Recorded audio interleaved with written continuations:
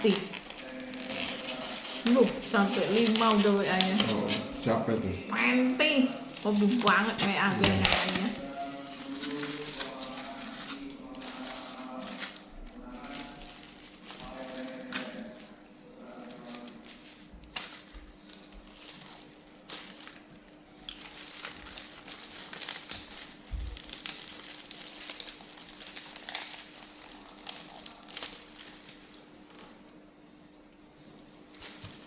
Udah direkam kan? Mereka belum.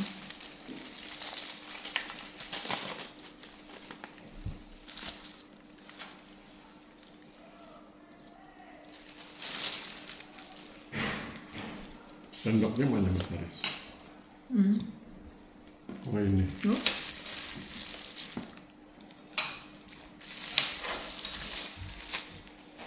Kan dulu ya, lapar ya Mas.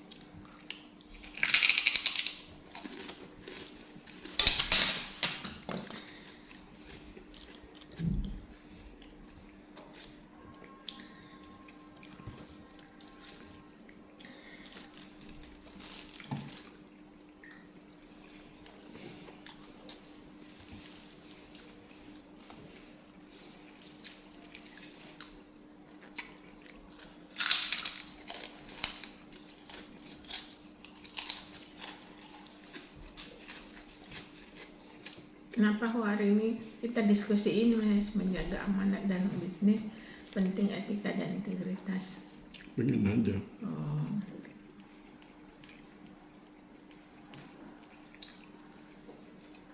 Kan kamu baru ngalamin bagaimana orang berbisnis nggak amanah. Oh gitu ya. Ya kan? Harusnya janji hari Senin selesai, padahal nggak selesai.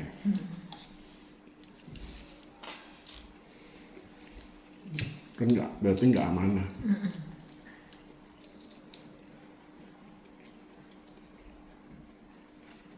Iya ya.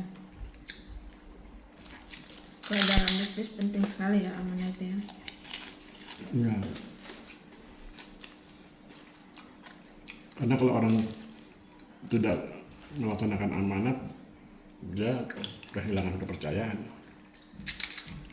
Ada yang Nggak ada bisnis tanpa kepercayaan.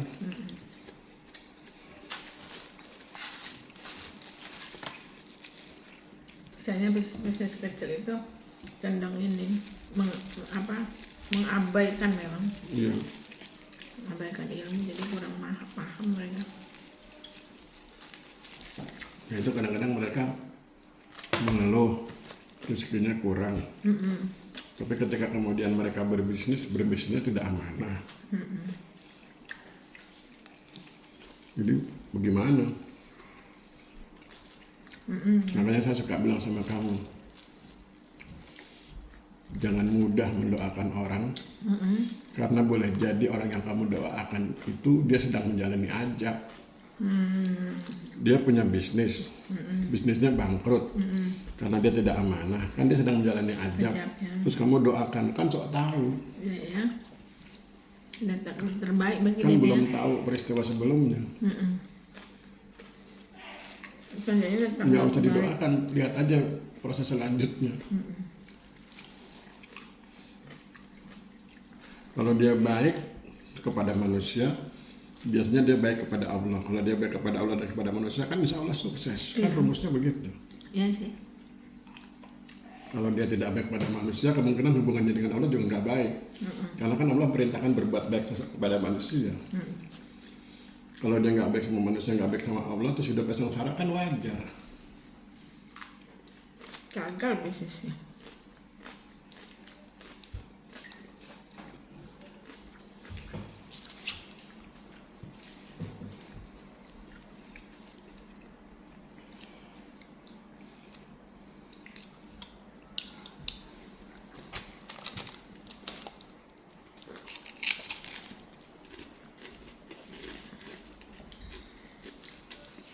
Kelemahan perusahaan-perusahaan itu sih, terutama perusahaan kecil-kecil, susah dipegang janjinya. Kadang satu sisi kita pengen bantu perusahaan-perusahaan besar terus yang maju, berbagilah rezeki dengan perusahaan kecil, tapi lebih banyaknya mengecewakan. Mereka menganggap kebaikan kita itu seperti kelemahan. Wah, orang ini terlalu baik jadi bisa dijolimi.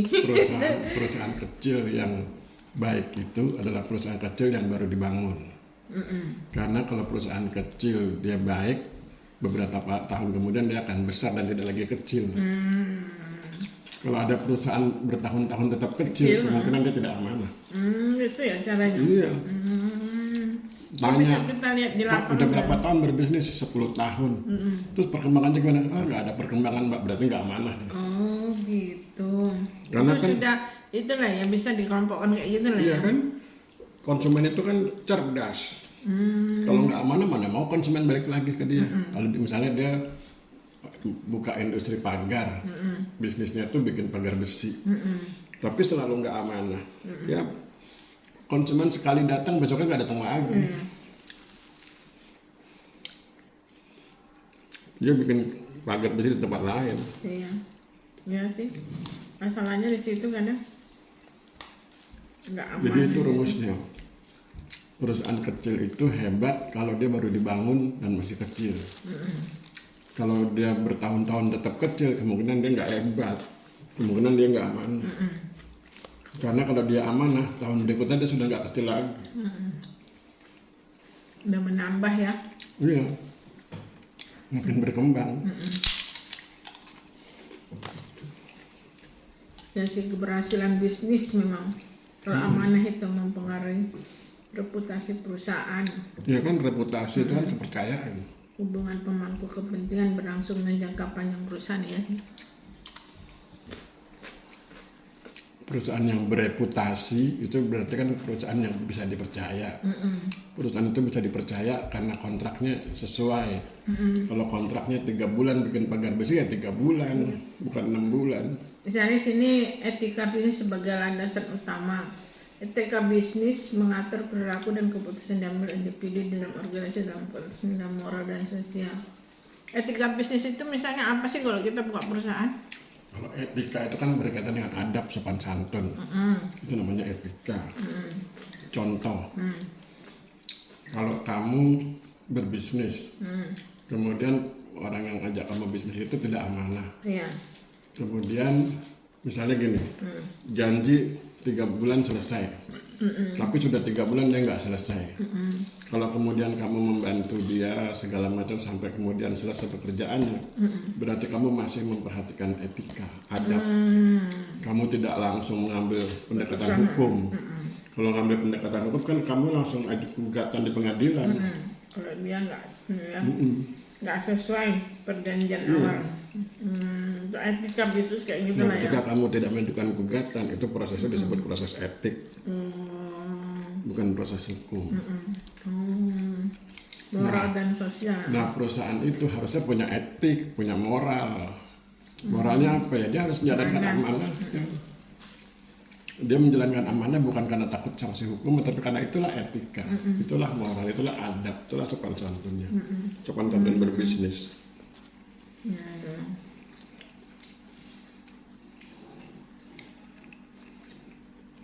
Kalau ini transparan sama akuntabilitas, transparan ini kan kejujuran. Ini kejujuran maksudnya kayak kita tuh buka perusahaan harus jujur kayak gitu. Ya jujur sama konsumen kan, kamu merasakan bagaimana orang yang kamu ajak bisnis nggak jujur. Itu misalnya eh, bapak itu tukang atau pemborong, terus dia bilang saya tukang ibu, nggak punya, dia nggak kerja, yang kerja kan orang lain, berarti kan dia pemborong. Iya. Itu namanya nggak jujur. Ya. Harusnya dia bilang aja saya pemborong bu, kalau ibu berkenan saya borong sekian nanti saya gunakan tukang 2 orang. Iya. Kalau ibu nggak berkenan silakan ibu cari yang lain. Iya. Itu tandanya kejujuran itu Iya, ya. kejujuran, Transparansi. transparan, dia tuh pemborong atau tukang. Kalau akuntabilitas misalnya, Bertanggung jawab. oh bertanggung jawab. Oh iya dan. Ya.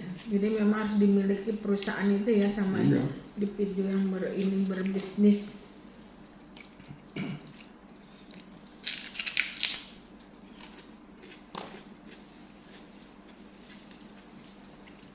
Kita kan sebel kalau sudah berbisnis menyediakan uang, meluangkan waktu, terus kemudian nggak sesuai kontrak, kan sebel banget. Iya, betul sekali. Sudah rugi uang, rugi waktu, Waktu. rugi tenaga. Iya.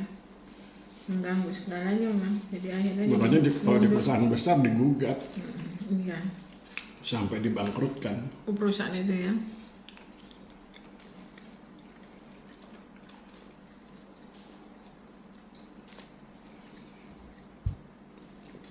Dibangkrutkan, asetnya disita, kemudian hasil sitaannya itu digunakan untuk membayar kerugian pihak yang menggugat, sisanya baru dikembalikan kalau ada sisa. Dikembalikan pada yang bersangkutan. Itu kalau bisnis begitu, memang kejam, tapi kan memang begitu. Kalau nggak dikejami, manusia kadang-kadang nggak amanah itu. Iya.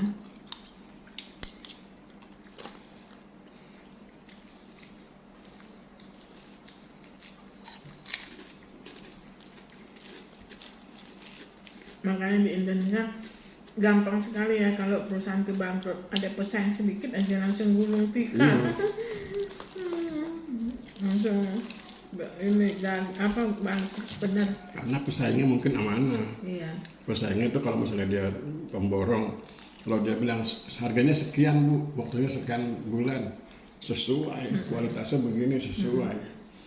Nah, bisnis pengusaha sebelumnya mungkin nggak begitu, bangkrut.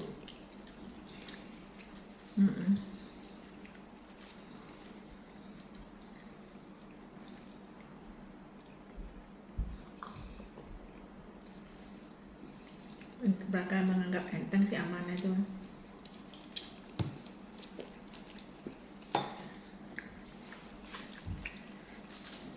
Kalau bangkrut, nggak boleh dia nyalahkan Allah. Iya. Karena yang bikin bangkrut sebetulnya kan perbuatannya sendiri. Iya.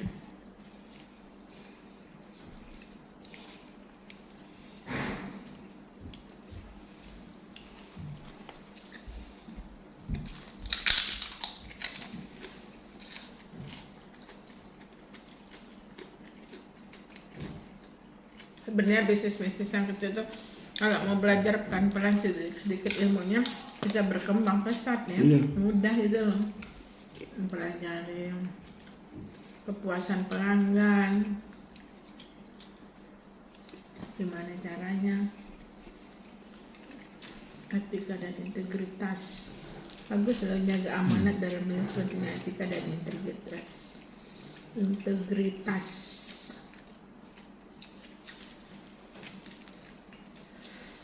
Kan kita sering dengar itu ada pengusaha kecil, maksudnya ya bahkan ada yang modalnya 0 tuh 0 Iya. rupiah, terus tutut, lama-lama dia besar. Kenapa dia besar? Karena dia pegang amanah, karena dia sesuai janjinya.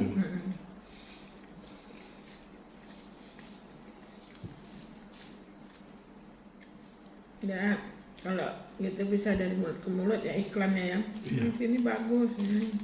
Iya. Udah lebih cepat majunya.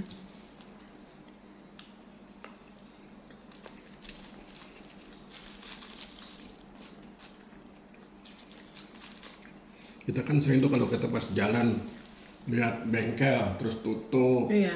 apalagi apa terus tutup, pada mati tuh bisnis. Banyak. Coba selidiki, kemungkinan nggak amanah. Sekarang tuh yang lebih banyak itu angkringan. Persaingan sama Warmindo.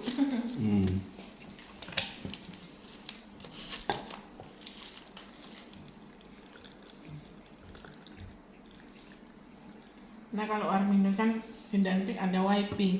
Hmm. Kalau angkringan kan jarang. Hmm. Ada tapi jarang. Kecuali angkringan yang besar. Anggaran angkringan banyak yang bangkrut. Setelah ada Warmindo itu.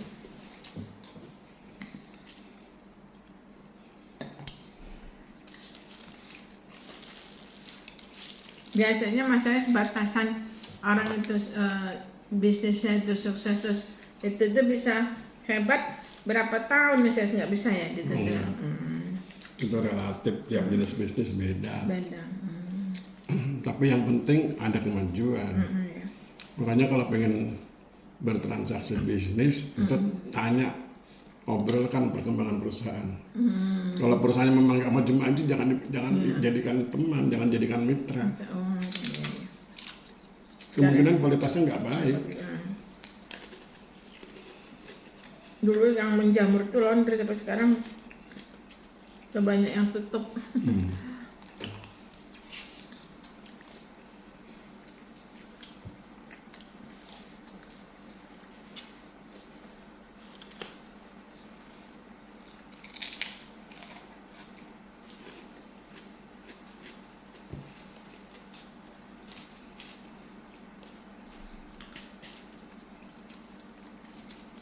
Penting juga ya amanah itu ya. Iya. Itu kan isi kesepakatan. Kesepakatan itu kan wajib ditunaikan kecuali kesepakatan yang bertentangan dengan syariat. Nggak boleh ya. Itu langsung gugur begitu kesepakatan itu disetujui, gugur. Ya. Karena bertentangan dengan syariat. Nggak boleh. Misalnya 2 orang muslim bersepakat makan babi, lu gugur kesepakatan. Ya. Karena kan diharamkan.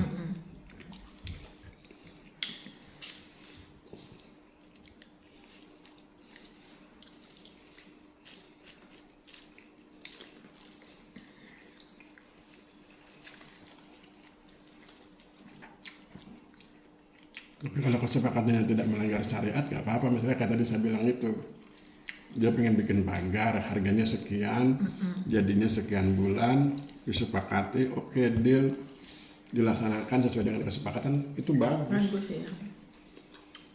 Ya sih.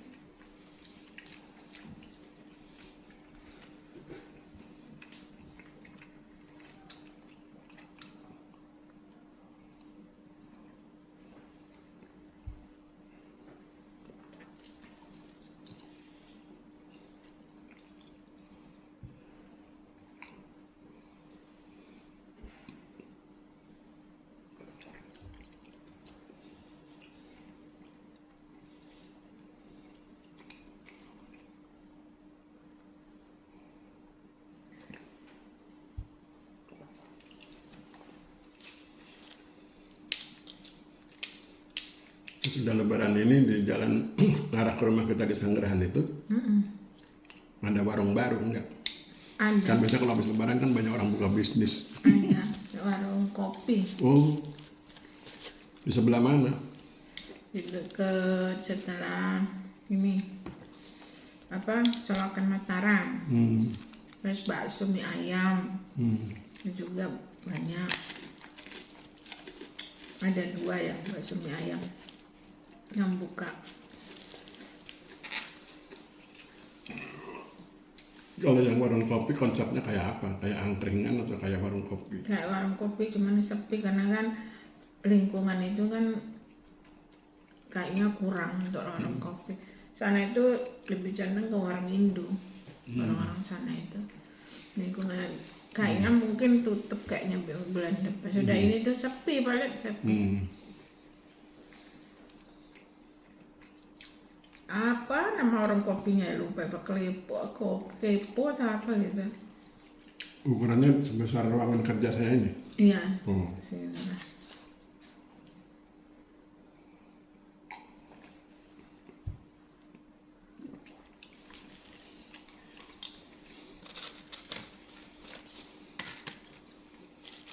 Orang Indonesia kalau bisnis yang biasa-biasa gitu cenderung nggak pakai ilmu sih. Contohnya contoh kayak Warmindo semua buka gitu dan merasa bisa.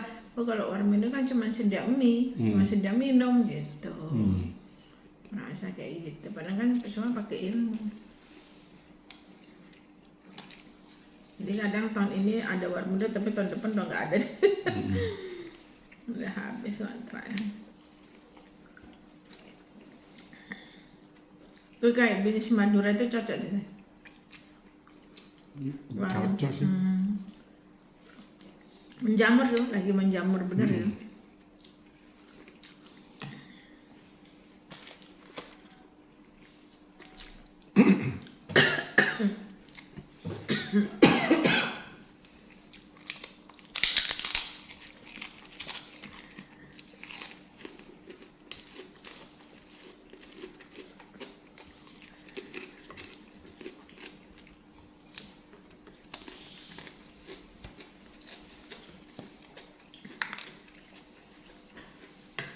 Nah, kalau bicara masalah bisnis itu luas ya.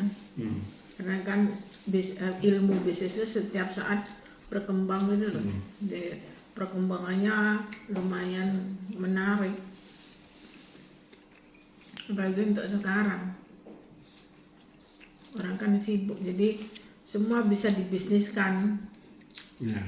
Dari level biasa sampai level jadi kayak orang sekarang butuh cepet. Tuh kita bisnis apa itu kan keren.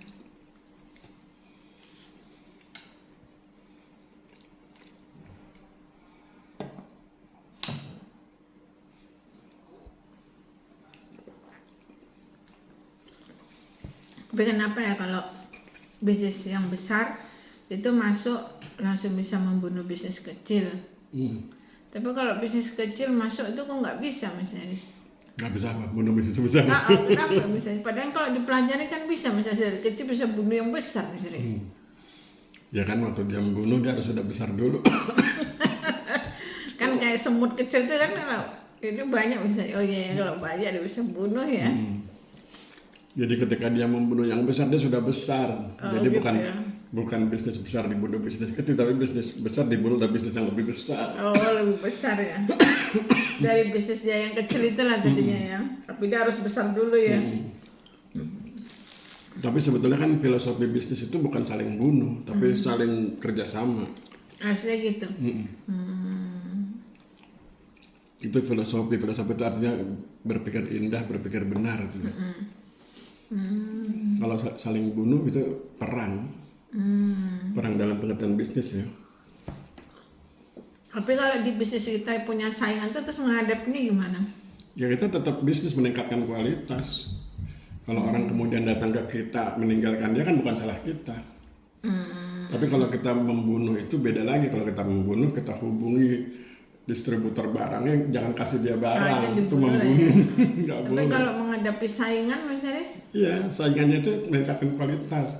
Misalnya dia kualitasnya 5, kita bikin kualitasnya 10. Orang kan pindah ke kita, salah dia, nanti kan dia menaikkan lagi kualitas jadi 15. Terus kita naikkan lagi. Iya, kan makin bagus, konsumen makin seneng. Tapi kalau seandainya Mas Haris, umpama misalnya gini, kan kalau bakso sama-sama terus kualitas di mana yang harus diambil? Ya tanya sama yang beli, kenapa dia suka. Oh yang sini pakai ceker Pak, itu berarti kualitas. Oh gitu. Oh yang sini sambelnya bebas, berarti kualitas. Gitu. Kalau bakso ini memang sama, tapi kan ada sesudah bakso itu ada yang lain-lainnya. Ya itu yang membuat ini Dulu kan kamu pernah cerita, yang sana laku kenapa dikasih kerupuk? Iya. Selesai. Itu kan kualitas. Yang sana kenapa laku? Oh orangnya ramah, kualitas. Yang sini harganya sama-sama enak, tapi sini judes, yang sana ramah, ya ke sana. Itu juga mempengaruhi ya bisnis itu. Bisnis tuh gitu. Aspek pelayanan, aspek produksi. Itu penting. Pelayanannya ramah, produksinya berkualitas. Karena kan kalau teman Ipa tuh tanya bingung mau bisnis apa. Kalau bisnis ini orang udah banyak, kalau bisnis ini orang udah banyak, misalnya, akhirnya lama-lama ya nggak jadi berbisnis gitu. Kadang pertanyaannya gini, dia napas nggak? Napas. Orang lain sudah napas. ya. Kalau itu dia jangan napas. Nah, kalau dia pengen napas sama, bisnis juga gitu. Sana bisnis, ini bisnis. Jangan bilang sana sudah banyak, sama napas.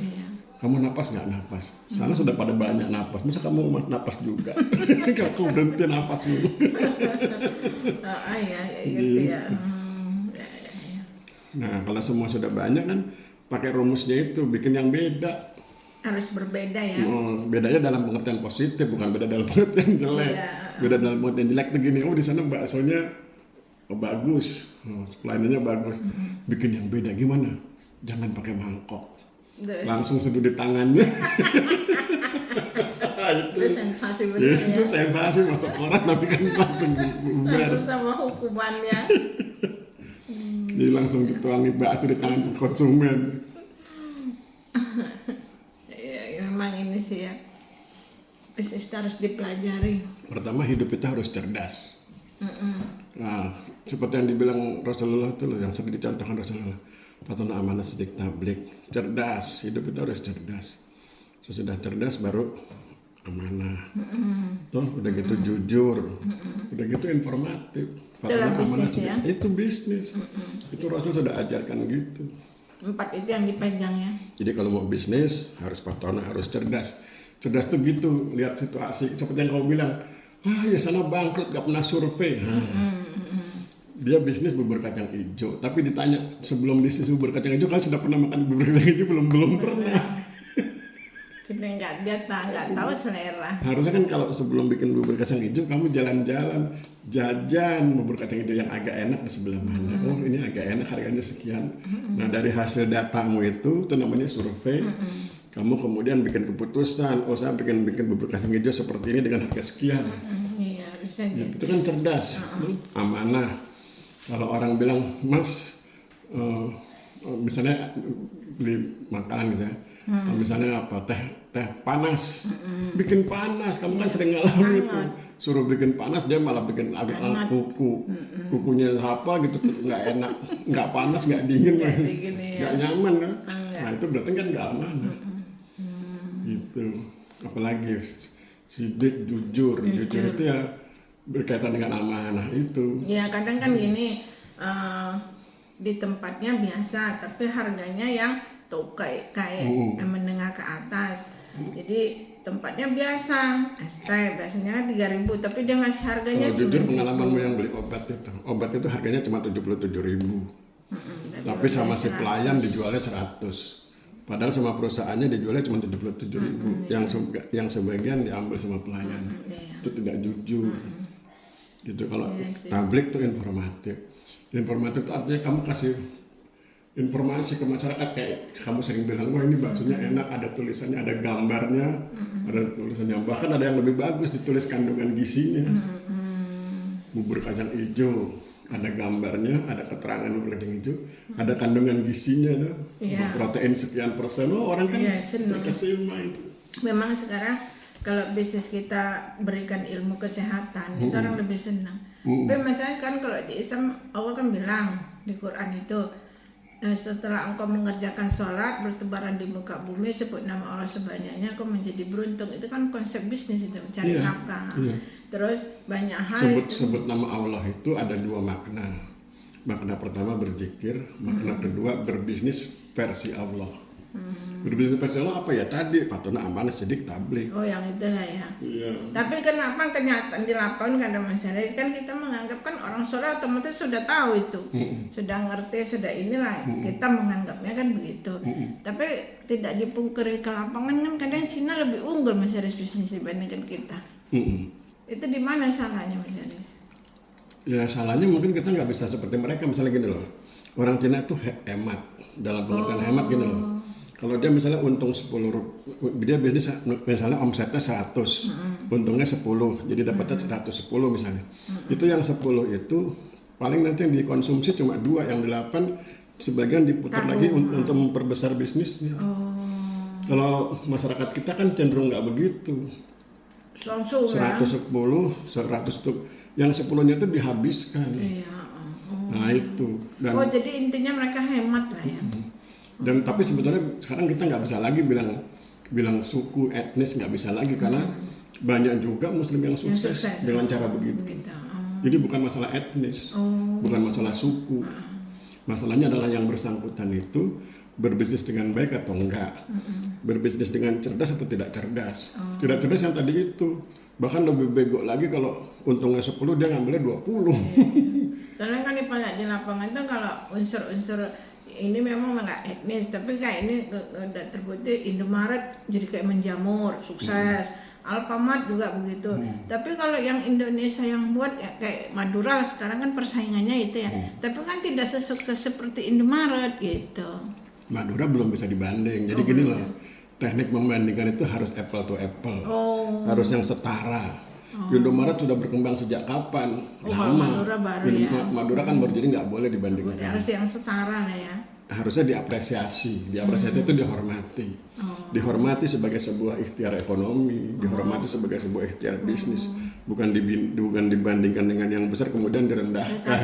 Gitu ya. Salah itu. Begitu. Ya. Nah, yang ingin saya kritik itu adalah begini, ada tipe orang, nah tapi ini tipe orang ya, bukan komunitas, orang, individu. Ada tipe orang yang memisahkan antara urusan akhirat dengan dunia. Contoh, dia soleh, semua ketentuan syariat dijalankan, pokoknya semua dijalankan. Tetapi ketika berbisnis dia nggak menjalankan ketentuan Allah dalam hal berbisnis. Misalnya dalam hal berbisnis kan harus jujur dan lain sebagainya. Ketika bisnis dia nggak jujur. Yang orang kecewa. Jadi ketika dagang dia curang, tetapi sudah itu dia kemudian beribadah. Nah ketika dia beribadah dia nggak ingat bahwa tadi dia habis curang. Iya. Nah, harusnya itu nggak boleh begitu. Kalau memang dia soleh, beribadahnya bagus, beramal solehnya juga bagus. Itu kan masuk ke amal soleh. Iya. Kalau bahasanya Muhammadiyah amal mulia itu loh, Iya. amal yang hebat itu. Itu bahwa kalau dagang nggak boleh curang, gitu. Iya. Nah kadang-kadang ada orang yang memisahkan itu, sama lah kayak koruptor-koruptor yang beribadah itu. Iya. Dia kan korupsinya besar-besaran, tapi kan kemudian beribadahnya juga gila-gilaan. Iya. Misalnya ke tempat-tempat yang pokoknya ibadah lah, saya nggak mau sebut Umroh nama. sering kayak gitu kan diistilahkan. Kalau saya nyebut kan nanti seolah-olah itu hanya untuk Islam, padahal kan yang korupsi bukan cuma Muslim, kafir juga korupsi juga kan gitu ya. Gitu. Karena Ipan dulu waktu kuliah punya inilah bisnis kecil-kecilan, berusaha untuk itu menerapkan hukum Islam. Memang sukses gitu, tapi tidak bertahan lama gitu. Yang Ipa pegang itu ya toib itu, halal dan toib, 2 itu aja. Ya, kalau kamu kan dulu berbisnis karena darurat, bukan untuk karir masa depan. Kamu bisnis karena darurat untuk membayar uang kuliah, gitu. Beda itu. Di halal dan toib dipegang, jadi ya lumayan bisa ini. Tapi kalau Ipa lihat sekarang itu orang berbisnis itu condongnya itu pengen, sekarang banyak sekali orang yang mengeluh sama IPA itu berbisnis itu bisa membeli tapi tidak bisa menjual lagi gitu. Hari ini bisa ngambil untuk dijual, biasanya sudah nggak bisa lagi karena lebih susah menjualnya daripada membelinya gitu. Itu banyak keluhannya. Kalau bisa membeli nggak bisa menjual lagi, itu hubungan juga dengan sistem. Kadang-kadang ada sistem di sebuah negara itu yang mengacaukan begitu. Misalnya gini loh, dia beli gelas, waktu dia beli harganya Rp10. Nanti kan dia jual harganya 12 tuh. Nanti dia beli lagi harga 10, jual lagi 12. Nah ketika dia jual harga 12, tempat yang dia beli 10 sudah naik jadi 20. Iya sih. Itu kan berarti kan sistem, bukan salah dia. Itu namanya faktor eksternal. Itu ngadepinnya gimana ya? Ya berjuang aja, ganti produk, ganti produk gitu. Iya sih. Jadi ada hal-hal, jadi yang namanya bisnis itu ada faktor internal, eksternal. Kalau internal itu dari kita, kualitas kitanya yang rendah, perbaiki. Kalau eksternal sistemnya, yang kadang-kadang memang sistemnya nggak menguntungkan. Pasar itu memang. Ya ganti komoditas, ganti bisnis.